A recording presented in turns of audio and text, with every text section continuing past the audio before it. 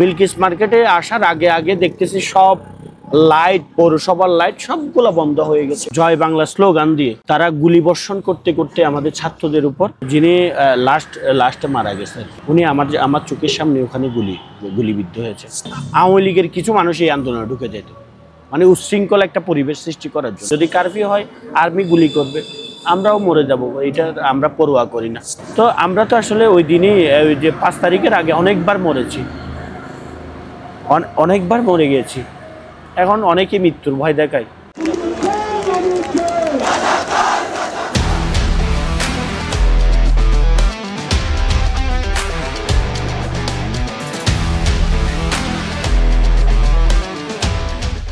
জুলাই বিপ্লবের মধ্য দিয়ে যারা নতুন এক বাংলাদেশের স্বপ্ন দেখেছিলেন, আজকে জানতে চাই তাদের কথা।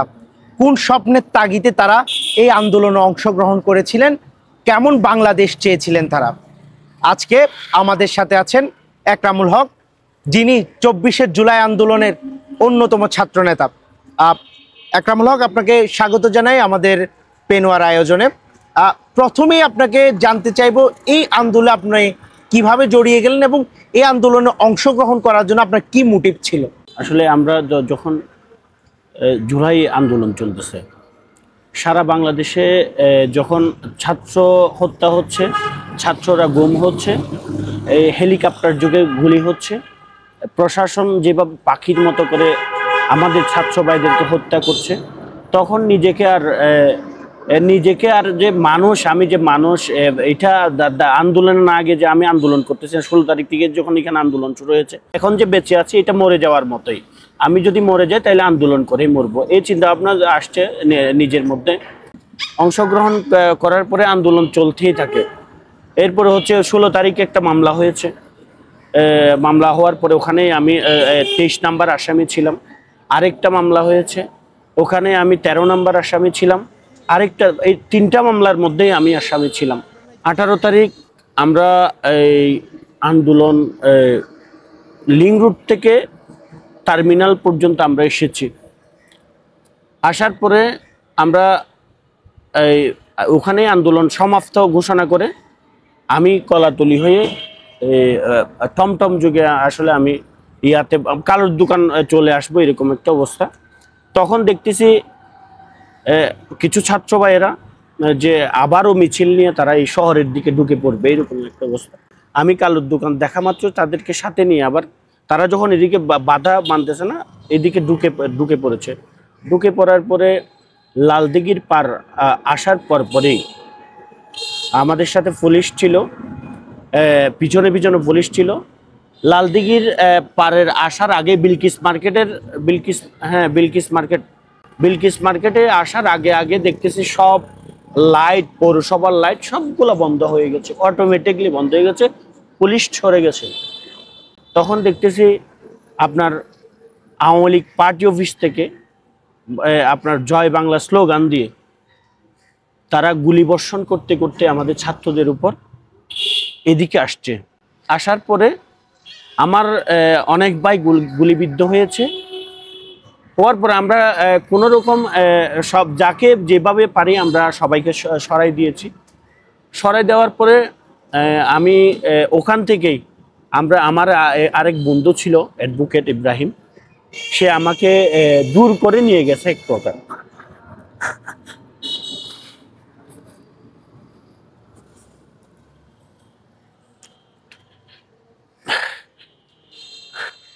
দূর করে নেওয়া যাওয়ার পরে কালোর দোকান আমি অবস্থান করতেছি। অবস্থান করার পরে শুনতেছি ওই শহীদ আহসান হাবিব উনি গুলিবিদ্ধ হয়েছে, মারা গেছে। অনেক ভাই গুলিবিদ্ধ হয়েছে। তো আমরা তো আসলে হাসপাতালে যাইতে পারতেছি না। আমার কিছু পরিচিত জনকে হাসপাতালের দিকে পাঠাইছি।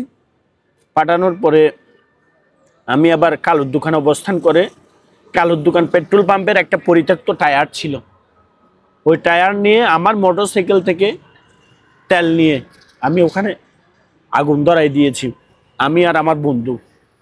আগুন ধরাই দেওয়ার পরে আমাদের পাহাড়তলি থেকে তখন এই খুরশেদ, তারপরে সাগররা সবাই ওখানে কালোর দোকান জমায়েত হয়েছে। এই আন্দোলন, এই জ্বালাপোড়া আন্দোলন, এই ইয়ার আন্দোলনগুলো আপনার রাত 1টা 2টা পর্যন্ত আমরা এইখানে অবস্থান করেছি। সারা কক্সবাজারে একটা অচল একটা অবস্থা, এরকম অচলের মতো হয়ে গেছিল। এরকম আন্দোলন করতে করতে মনে করেন আমি বাসায় সবসময় যে থাকতে পারতাম না। বাসায় মনে করেন কিছু আমাদের এলাকার কিছু এসপা ছিল, ইয়া ছিল, ওই গোয়েন্দা ছিল আর কি, যাদেরকে ইয়া বলে, কি বলে, দালাল বলে। তারা আমার বাসায় প্রত্যেক দিন রাতে আমার পুলিশ যেত, আম্মা বলে এই এই এই স্বৈরাচার বা এই হাসিনার কি পদত্যাগ করব না ভূত, মানে এতদিন ধরে ওরে যে আন্দোলন করার বা এতদিন ধরে ওরে যে ইয়া করার হাসিনার পদত্যাগ করবো, মানে তোর কি হবে অভূত, আই তো তোর হলে খুব বেশি টেনশনতা আছি। এরকম বলে বলে মনে করেন আম্মা কান্না করতো, সারা রাত ঘুমাইতো না, খুব বেশি টেনশন করতো। এই জুলাইতে উনি খুব বেশি অসুস্থ হয়ে গেছিল। এগুলা দেখে আমার নিজেরই খারাপ লাগতো যে আসলে কি ফেসিবাদ সরকারকে এই বাংলাদেশ থেকে আসলে উৎখাত হবে কিনা সেটা নিয়ে টেনশন করতাম। মামলা খেয়েছি, মামলার জন্য পরোয়া করি না, কিন্তু আমাদের যে সারা বাংলাদেশে যে আবু সাইদরা, শহীদ ওয়াসিমরা যে বুক পেতে দিয়ে তাদের জীবন দিয়ে দিয়েছে, সেগুলো দেখে নিজে ঘাট ধরে রাখতে পারি না। আমি প্রত্যেকদিন আন্দোলনে যেতাম। যারা এখানে প্রশাসনের যে কর্মকর্তারা ছিল তারা জানে, সবাই জানে যে কারা কারা আসলে এখানে আন্দোলন করেছে, কারা কারা থেকে যে সম্মুখ সারিতে ছিল। এরপরে হচ্ছে আপনার 18 এই আন্দোলন যখন লিঙ্ক রুট কেন্দ্রিক, যখন আমাদের রিস্ক কি হয়ে যাচ্ছে, তখন আমি চিন্তা করলাম যে কালোর দোকান বেসিস আন্দোলন করলে হয়তো এখানে সব আমার এলাকা, এখানে সবাইকে একটা ইয়া করে যে যদি এখানে আন্দোলন করা যায় তাহলে আমিও সেফ থাকবো, সবাইকে আমি সেফ দিতে পারবো, এরকম আমি চিন্তা ভাবনা করতেছি। তো এটার হয়তো আমি আবার লিঙ্ক রোড থেকে টার্মিনালে নিয়ে আসলাম, নিয়ে আসার পরে আবার এর পরে আবার কালোর দোকান আমরা আন্দোলন নিয়ে আসছি। কালোর দোকানে জমায়েত হইতাম। আমার এলাকার যারা আমার বন্ধু বান্ধব ছিল তাদেরকে বলতাম ছাত্রদের সেফ দিতে হবে, তোমরা সবাই যে যার যা কিছু আছে সবগুলা নিয়ে কালোর দোকান অবস্থান করো। সবাই আসতো, অবস্থান করতো, সবাইকে বলতাম। এবং কালোর দোকান একটা দুশরি গলি আছে, দুশরি গলির সব বিল্ডিংয়েই আমি সবাইকে বলে রাখতাম যে ছাত্ররা আসবে, সকাল সকাল আসবে 8টা 9টার দিকে, ওদেরকে একটু আপনার ফ্ল্যাটে জায়গা দিয়ে। মেয়েরা আসলে একটা বাসায় উঠতো, সাগর ভাইয়ের একটা বাসা বলে ওখানে উঠতো। ছেলেরা আসলে কাইসার ভাইয়ের একটা বাসা আছে, বিল্ডিং আছে, বিল্ডিংয়ের নিচে অবস্থান করতো। ওখানে আমাদের লাঠি সুটা থাকতো, আপনার এটা চিলকান্টা বলে যে এগুলো থাকতো, মার্বেল থাকতো, সবগুলো আমি ওখানে অ্যারেঞ্জমেন্ট করতাম, অ্যারেঞ্জমেন্ট করে ওখানে রাখতাম। ছেলেরা আসলে ওখান থেকে এগুলো নিয়ে রাস্তায় আমরা যখন 100-200 জন হইতাম বা 150-100 জন হইতাম, তখন আমরা রাস্তায় নেমে পড়তাম, রাস্তায় নেমে তখন ওখান থেকে আন্দোলন শুরু হইতো। এরপরে বিভিন্ন দিকে মুভ করতাম, এইভাবে সবাইকে ইয়া করতাম। সব আন্দোলনে সবাই আমার নেতৃত্ব, শাহেদের নেতৃত্ব, তারপরে হচ্ছে এই রিয়াদ মনি আলমগীরদের নেতৃত্ব ওরা মানত। এরপর আন্দোলন গতানুগতিক আন্দোলন চলতেছে, পুলিশের দৌড়ানি খাচ্ছি। তারপরে হচ্ছে 4 তারিখ, বিশেষ করে 4 তারিখ যখন আমি কালোর দোকানে অবস্থান দিয়েছি, অবস্থান দেওয়ার পরে সবাই কালোর দোকান জড়ো হয়েছে প্রত্যেক দিনের মতোই। ওই যে ওইখানে বাসায় জিনিয়ারা মেয়েরা সবাই চলে আসতো, আসার পরে ওই বাসায় উঠে যেত, ওঠার পরে ওখান থেকে আবার ওই দিন কারফিউ ছিল, কারফিউ ছিল। আমরা ওই দিন মানে কারফিউ ভাঙবো এটা বলে, তখন আমার এক বড় ভাইয়ের সাথে যোগাযোগ হচ্ছে। যোগাযোগ হওয়ার পরে ওরা বলতেছে ছেলে ফেলে বেশি না হইলে নামাটা ঠিক হবে কিনা। আমি বলতেছি এইখানে সারা বাংলাদেশে যে ছাত্র ভাইয়েরা মরে যাচ্ছে, আর আমরা এখানে বেঁচে থেকে বা কী হবে, যদি কারফিউ হয় আর্মি গুলি করবে, আমরাও মরে যাব, এটা আমরা পরোয়া করি না। এরপর হচ্ছে আমি বলেছিলাম যে যদি আমি শহীদ হই বা আমি যদি এখানে আন্দোলনরত অবস্থায় মারা যাই, তাহলে আপনারা সবাই আমার জানাজায় শরীক হবেন। এইভাবে আমি সবাইকে একটা বক্তব্যের মধ্যে আমি বলেছিলাম। তো আন্দোলন মিছিল চলতেছে ওখানে চলছে। এরপর আমরা টার্মিনালের দিকে মুভ করেছি। টার্মিনাল দেখি গেছি, অনেক মানুষ, মনে করেন মিনিমাম 30-40 হাজার মানুষ হবে ওই দিন 4 তারিখ, 30,000 মতো মানুষ হবে। এখন মাইক ছাড়া আর মানুষ নিয়ন্ত্রণ করতে পারতেছে না, কেউ কারো কথা শুনতেছে না। এখন আন্দোলনে তো বিভিন্ন জায়গা থেকে বিভিন্ন শ্রেণী পেশার মানুষ এসেছে, মনে করেন শুধু ছাত্র না, এখানে মনে করেন বিএনপির বিভিন্ন অঙ্গ সংগঠন, জামাতের বিভিন্ন অঙ্গ সংগঠন, বিভিন্ন ছেলেরা তারা আন্দোলনে অংশ, পেশাজীবী, শ্রমজীবী, রিক্সাওয়ালা, টমটমওয়ালা। আমি বলবো আপনার রিক্সাওয়ালাও একজন বিপ্লবী মানুষ, একজন টমটমওয়ালাও এই 24-এর গণ অভ্যুত্থানের সারথি আমি মনে করি। তাদেরকেও যে সম্মান দিয়ে কথা বলা উচিত। যারা সাংবাদিকরা যে নিরলস পরিশ্রম করেছে, তো যারা আসলে এই আন্দোলনকে ফোকাস করার জন্য কাজ করেছে, তারাও এই 24-এর গণ অভ্যুত্থানের সারথি, তারাও মুক্তিযোদ্ধা, তাদেরকেও সার্টিফাই করতে হবে। এখানে আসলে যে শুধু ছাত্ররাই যে আন্দোলন করে এই 24-এর গণ অভ্যুত্থান হয়েছে সেটা না, সারা বাংলাদেশের দল মত নির্বিশেষে সবাই ঐক্যবদ্ধ হয়ে এই আন্দোলন করেছে বিধায় এই স্বৈরাচার ফ্যাসিস্ট সরকার এই দেশ থেকে পালাতে বাধ্য হয়েছে, না হলে হইতো না। তখন সন্ধ্যার নাগাদ, সন্ধ্যা হয় নাই, আসরের পরপরই মাগরিবের আজানের আগে তখন এদিকে ঢুকে পড়েছে। এদিকে ঢুকে পড়ার পরে এই গুমগাছতলায় যে বিভিন্ন ইয়াতে মনে করেন মিছিল করে আসছে, অবস্থান এইখানে এসে অবস্থান নেবে এরকম একটা অবস্থা। তখন তো ওই দিক থেকে আস্তে আস্তে অনেকে বয়ে চলে গেছে, অনেকে বয়ে দেয়। তারপরে আপনার বিভিন্ন জায়গা থেকে ফায়ারিং হচ্ছে, মানুষকে ভয় দেখানোর জন্য ফায়ারিং হচ্ছে, গুলি হচ্ছে। তারপরে মাগরিবের পরপরই এখানে গোলাগুলি শুরু হয়েছে।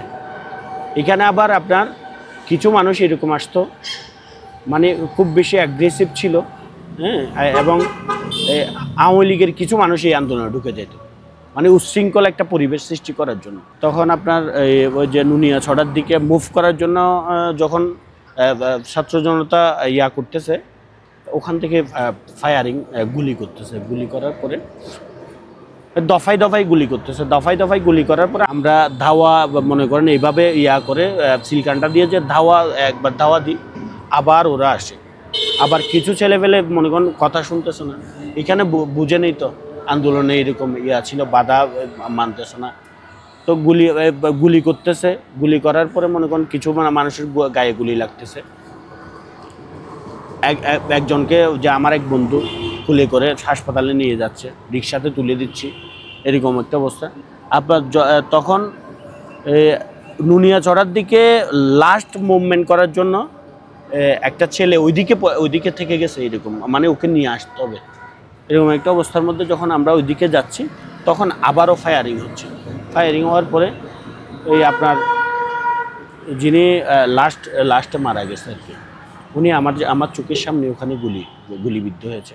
তাকে নিয়ে লাস্ট আমার বন্ধু, তারপরে আরও 2-1 ছিল, তাকে নিয়ে রিক্সা নিয়ে আমরা চলে আসছি। চলে আসার পরে উনি মারা গেছে। এখন আন্দোলন এইভাবে আসলে আরও অনেক স্মৃতি আছে। 5 তারিখ সেমভাবেই কালোর দোকান আন্দোলন শুরু হয়েছে।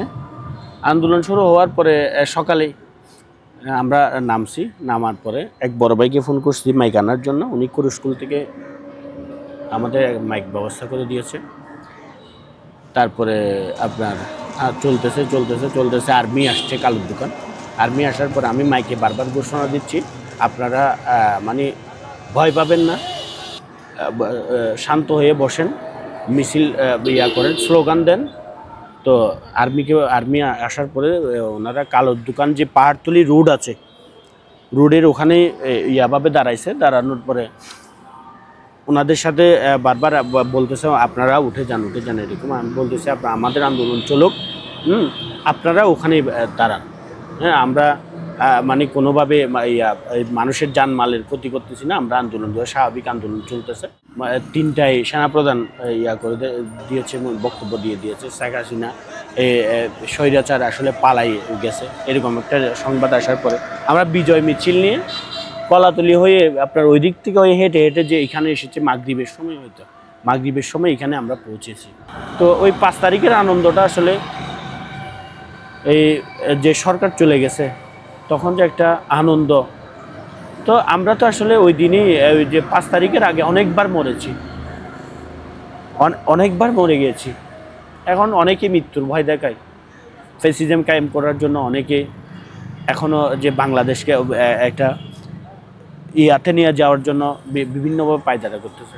আমরা তো 16 জুলাই থেকে আমরা অগাস্টের 5 তারিখ পর্যন্ত মৃত্যুই ছিলাম। আমাদের মধ্যে তো আর শুধু দেহটা ছিল, আমরা তখন থেকে মৃত। যে তাগিদে আপনারা এই আন্দোলনটা করেছিলেন, শুনছিলাম আপনার কাছে যে আপনার সামনে আপনারই সহযোদ্ধা মৃত্যু। আসলে একটা কথা আছে যে ক্লান্তি আমায় ক্ষমা করো, সহযোদ্ধার লাশ পৃথিবীর সবচেয়ে ভারী লাশ হয়, নিজের কাঁধে বহন করার সেই শক্তিটা কখনো কারো কাছে থাকে না। এই যে একটা আন্দোলন, বিশাল একটা জীবনের অংশ আপনারা করে নিলেন, যে স্বপ্ন নিয়ে আন্দোলন করেছিলেন, এখন বর্তমানে আপনার কি মনে হয় সে স্বপ্ন বাস্তবায়ন হবে, কিংবা সে স্বপ্ন বাস্তবায়ন করার জন্য আপনাদের এখনো সংগ্রাম করে যেতে হচ্ছে? আসলে 16 বছর ধরে যেহেতু এই ফ্যাসিজমের যে একটা যে রাষ্ট্র ছিল, এই রাষ্ট্রের মধ্যে ফ্যাসিবাদ কায়েম করার জন্য প্রশাসনিক আইন শৃঙ্খলা বাহিনীর সেক্টরে তারা তাদের বিভিন্ন সেট আপ তারা সৃষ্টি করেছে। ওই সেট আপটা এখনও একদিনে বা 6 মাসে এটা ধূলিসাৎ হয়ে যায়নি। আপনি ট্রান্সফার করে দিয়ে করতে পারতেছেন, যে এক জেলা থেকে আরেক জেলায় আনছেন, এসপিকে আনছেন, ডিসিকে আনছেন, ওসিকে আনছেন, তারাই তো ফ্যাসিজমের অংশ, তারাই তো ফ্যাসিবাদের অংশ। আপনি কাকেই বিশ্বাস করবেন? এই দেশের জন্য যখনই মা মাটি সংকটে থাকবে, আমরা সব সময় প্রস্তুত থাকব এই দেশকে রক্ষা করার জন্য, এবং এই আন্দোলন সংগ্রাম করে এই দেশকে রক্ষা করার জন্য আমরা সবসময় প্রস্তুত আছি। ধন্যবাদ একরাম আপনাকে। আমরা কথা বলছিলাম জুলাই আন্দোলনের অন্যতম নেতা, ছাত্রনেতা একরামুল হকের সাথে। তিনি যে বিষয়টি জানাচ্ছিলেন, আন্দোলন শুরু থেকে শেষ পর্যন্ত যে ক্লান্তি লগ্ন, যেই যুদ্ধ, যে সহযোদ্ধার লাশ কাঁধে ওঠার গল্প, এখনো পর্যন্ত তারা স্বপ্ন দেখেন এক নতুন বাংলাদেশ করার, এখনো তারা স্বপ্ন দেখেন বুক ভরে কথা বলার। মুক্তাদিল জয়, পেন ওয়ান নিউজ।